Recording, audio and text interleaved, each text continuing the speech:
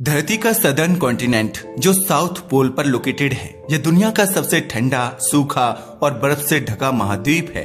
यहाँ temperature -80 degree Celsius तक गिर सकता है, जिसकी वजह से यहाँ आज तक कोई परमानेंट ह्यूमन हैबिटेशन नहीं है। केवल साइंटिफिक रिसर्च सेंटर है, जहाँ रिसर्चर हमेशा नहीं रहते, बल्कि केवल कुछ महीनों के लिए ही यहाँ आते हैं। पता है क्यों? क्योंकि इसका 98% हिस्सा बर्फ से ढका है, जो दुनिया के कुल ताजे पानी का लगभग 70% है। आई नो, अब तक आप समझ गए होंगे कि हम एंटार्कटिका की बात कर रहे हैं, लेकिन हमें पता है। अब आप सोच रहे होंगे कि आखिर यह सब हम आपको क्यों बता रहे हैं, जबकि एंटार्कटिका के बारे में ये सब तो हर कोई जानता है। चलो मान लिया कि इसके बारे में आपको पता होगा, लेकिन अब हम जो आपको बताएंगे उसके बारे में आपने कभी सोचा भी नहीं होगा। एक्चुअल में यूरोपीय स्पेस एजेंसी ने एंटार्कटिका की सैटेलाइट से कुछ ऐसी इमेज कैप्चर की हैं, जिन्हें देखकर दुनिया भर के वैज्ञानिक हैरान हैं। इसमें एंटार्कटिका की व्हाइट स्नोई सरफेस पर कुछ ग्रीन पैचेस दिखाई दे रहे हैं। केवल इतना ही नहीं, लगातार बढ़ते जा रहे इन ग्रीन पैचेस को तबाही का कारण बताया जा रहा है। लेकिन ये आखिर है क्या? आइए डिटेल्स में जानते हैं। एंटार्कटिका की ग्रीन पैचेस वाली यह इमेज यूरोप की एक स्पेस एजेंसी ने रिलीज की है, जिसे सैटेलाइट की हेल्प से कैप्चर किया गया है, जिसमें साफ दिखाई दे रहा है कि एंटार्कटिका की व्हाइट सरफेस पर ग्रीन ग्रीन पैचेस बने हुए हैं। अगर यह आज से कुछ दशकों पहले की बात होती तो शायद कभी पता भी नहीं चलता कि एंटार्कटिका में चल क्या रहा है।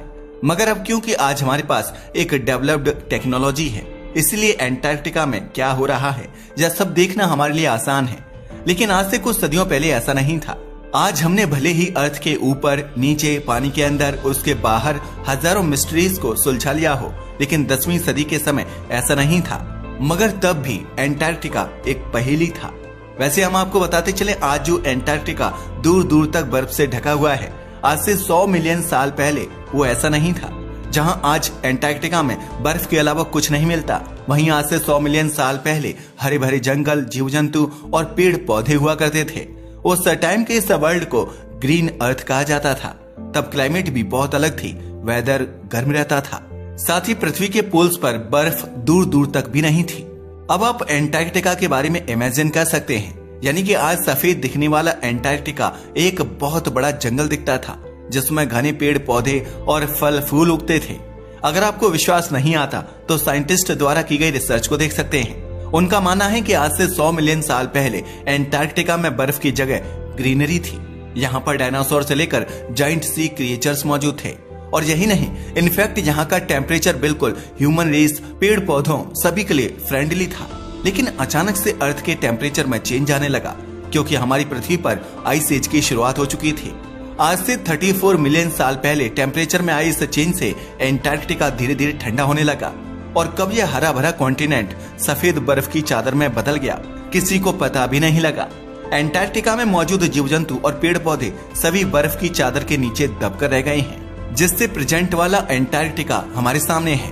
एक ऐसा एंटार्कटिका जहाँ पर दूर दूर तक जीवन का नाम और निशान नहीं है। कभी एवरेज टेम्परेचर वाला यह एंटार्कटिका आज दुनिया का सबसे कोल्ड कॉन्टिनेंट बन गया है।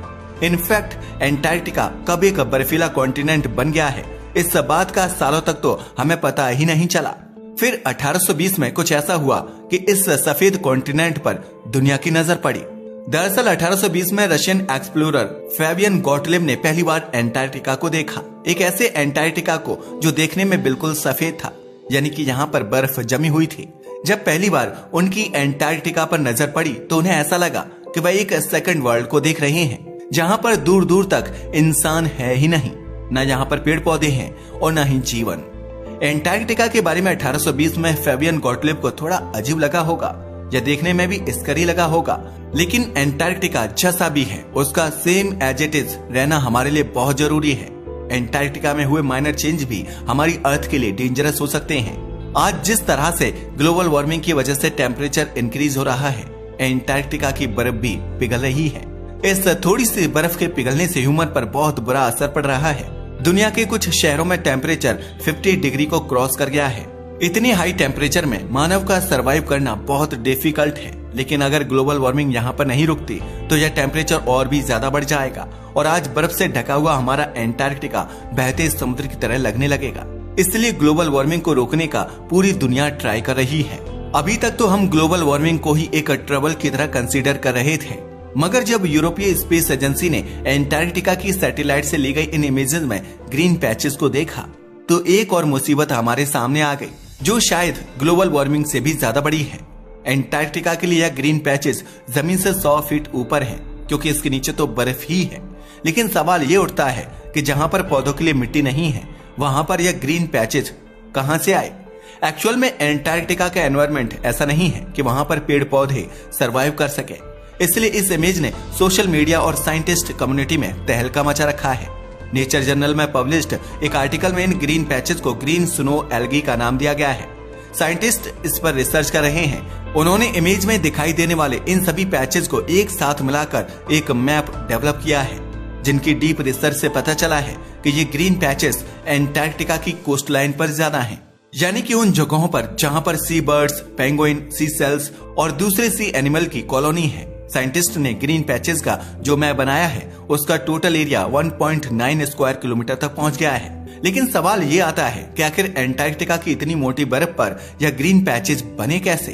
तो इस बात को लेकर यूनिवर्सिटी ऑफ कैम्ब्रिज के द्वारा एंटार्क्टिका में सर्वे किया गया, जिसमें साइंटिस्ट्स का कहना है कि एंटार्क्टिका की बर्फ पर इन ग्रीन पैचेस के बनने के पीछे माइक्रोस्कोपिक एल्गी रिस्पॉन्सिबल है। और इमेज में हमें जो ग्रीन पैचेस दिखाई दे रहे हैं वह इन माइक्रोस्कोपिक एल्गी के लार्ज स्केल पर बनने की वजह से ही दिख रहे हैं। हालांकि वैसे तो एंटार्क्टिका पर यह माइक्रोस्कोपिक एल्गी बहुत पहले से मौजूद है, लेकिन लास्ट 35 ईयर में इनकी ग्रोथ बहुत स्पीड से बढ़ी है, इसलिए यह इमेज में साफ दिखाई दे रही है।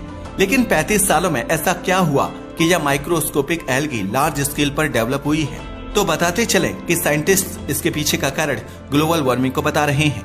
जी हाँ, इन ग्रीन पैचेस के पीछे ग्लोबल वार्मिंग ही रिस्पॉन्सिबल है। इसे आप थोड़ा सिंपल वे में भी समझ सकते हो। जैसे जैसे ग्लोबल वार्मिंग बढ़ रही है तो पूरी दुनिया का टेम्परेचर इंक्रीज हो रहा है। इस बढ़ते टेम्परेचर की वजह से एंटार्क्टिका की बर्फ तेजी से पिघल रही है, और तो और एंटार्क्टिका में कहीं कहीं पर बर्फ पिघलकर पानी बन गया है, जिससे छोटे छोटे वाटर पॉकेट बन गए हैं। अब जैसा कि हमने आपको बताया कि एंटार्क्टिका की कोस्ट लाइन पर कुछ सी एनिमल्स, पेंगुइन और सी सेल्स मौजूद हैं। ये सभी नाइट्रोजन, फास्फोरस और सल्फर जैसे वेस्ट छोड़ते हैं, जो न्यूट्रिएंट वेस्ट के कांटेक्ट में आने पर फर्टिलाइजर की तरह काम करते हैं, जो इन छोटी वाटर पॉकेट में ग्रीन माइक्रोस्कोपिक एल्गी को प्रोड्यूस करता है। और यही वजह है कि हमें 60% ग्रीन स्नो एल्गी ब्लूम तो सी बर्ड और पेंगुइन कॉलोनी के 5 किलोमीटर के अंदर ही देखने को मिलती है। आज से कुछ सालों पहले इस तरह की एल्गी ऐसे ही एंटार्क्टिका के बीच में नहीं देखी गई थी। पता है क्यों? क्योंकि तब एंटार्क्टिका का एनवायरनमेंट इनके लिए फ्रेंडली नहीं था। लेकिन अब ग्लोबल वार्मिंग की वजह से एंटार्क्टिका का टेम्परेचर बढ़ रहा है, जिसकी वजह से वहां पर बर्फ पिघल रही है, और इन ग्रीन एल्गी के लिए भी एक एग्जिस्टेंस फेवरेबल एनवायरनमेंट क्रिएट हो रहा है। यानी कि जैसे जैसे ग्लोबल वार्मिंग बढ़ रही है, एंटार्क्टिका का टेम्परेचर और भी बढ़ जाएगा, और यह कोस्ट लाइन पर दिखाई देने वाली स्नो एल्गी धीरे धीरे एंटार्क्टिका के दूसरे एरिया को भी ग्रो करने लगेगी। एंटार्क्टिका का इस तरह से ग्रीन होना आपको अच्छा लग रहा होगा, लेकिन यह अच्छी खबर बिल्कुल भी नहीं है, क्योंकि एंटार्क्टिका की बढ़ती या ग्रीनरी हमारी वर्ल्ड के लिए श्राप साबित हो सकती है। एंटार्क्टिका फिलहाल जैसा है वैसा ही हमें चाहिए, हमें इसकी ऐसे ही जरूरत है, क्योंकि अगर एंटार्क्टिका की बर्फ इस ग्रीनरी में बदल गई तो यह ह्यूमन रेस के लिए डिस्ट्रक्शन का कारण हो सकती है। क्योंकि आज एंटार्क्टिका की केवल कोस्ट लाइन पर ही हमें कुछ सी एनिमल्स और पेंगुइन देखने को मिलते हैं, लेकिन अगर इसका टेम्परेचर बढ़ गया तो यहाँ पर ह्यूमन का रहना भी आसान हो जाएगा। लेकिन हमें इसकी कॉस्ट महंगी पड़ सकती है, क्योंकि एंटार्क्टिका कॉन्टिनेंट सी लेवल से 2500 मीटर की ऊंचाई पर है। लेकिन अगर एंटार्क्टिका की ऊंचाई ग्राउंड लेवल से मापी जाए तो यह केवल 500 मीटर ऊंचा है। यानी कि 2000 मीटर मोटी बर्फ एंटार्क्टिका पर जमी हुई है, जो पूरी अर्थ के टेम्परेचर को ठंडा करने में इम्पोर्टेंट रोल प्ले करती है। क्योंकि जब उगते सूर्य की किरणें एंटार्क्टिका के नॉर्थ पोल पर पड़ती हैं, तो एंटार्क्टिका की सरफेस पर मौजूद स्नो मोस्टली सनरेज को रिफ्लेक्ट करती है, जिससे दो बेनिफिट मिलते हैं। एक तो एंटार्क्टिका ठंडा रहता है, और दूसरा ओवरऑल पृथ्वी का एनवायरनमेंट ठंडा बना रहता है, क्योंकि यह ज्यादा सनरेज को ऑब्जर्व नहीं करने देता, लेकिन यह रिफ्लेक्शन की वजह से होता है। अगर एंटार्क्टिका पर इन फ्यूचर या ग्रीन स्नो एल्गी फ्लरिश होने लगी तो यह रिफ्लेक्शन भी खत्म हो जाएगा, क्योंकि एंटार्क्टिका की सरफेस पर जो ग्रीन पैचेस बने हैं, इन फ्यूचर अगर यह ग्रीन पैचेस बढ़ जाते हैं तो ग्रीन कलर सनराइज को ऑब्जर्व करेगा और इसके नीचे जमी हुई बर्फ पिघलने लगेगी, जिससे सी लेवल इंक्रीज होगा। साइंटिस्ट द्वारा की गई रिसर्च से पता चला है कि अंटार्कटिका और नॉर्थ पोल्स पर इतनी ज्यादा बर्फ जमी हुई है कि उसके मेल्ट होने से सी लेवल 210 फीट तक इंक्रीज हो जाएगा, जिसका डायरेक्ट इफेक्ट हम ह्यूमंस पर पड़ेगा। अंटार्कटिका की आइस मेल्ट होने से ग्लोबल एवरेज टेम्परेचर 18 से लेकर 20 डिग्री सेल्सियस तक पहुंच जाएगा। केवल इतना ही नहीं, इस कंडीशन से इक्वेटर इनहेबिटेबल हो सकते हैं। सी लेवल बढ़ने से आसपास के शहर यहाँ तक कि पूरे देश के पानी में डूबने की भी पॉसिबिलिटी बढ़ जाएगी। ओवरऑल आप कह सकते हैं कि आज का व्हाइट अंटार्कटिका ही हमारे लिए बेनिफिशियल है। ग्रीन अंटार्कटिका की हमें भारी कीमत चुकानी पड़ सकती है। वैसे आप क्या चाहते हैं, क्या अंटार्कटिका ग्रीन हो जाए या यह बर्फ से ढका हुआ ही आपको अच्छा लगता है? हमें अपनी राय कमेंट करके जरूर बताइएगा। साथ ही अगर आपको हमारी वीडियो पसंद आई हो तो इसे लाइक करके चैनल को सब्सक्राइब करना ना भूलें। धन्यवाद।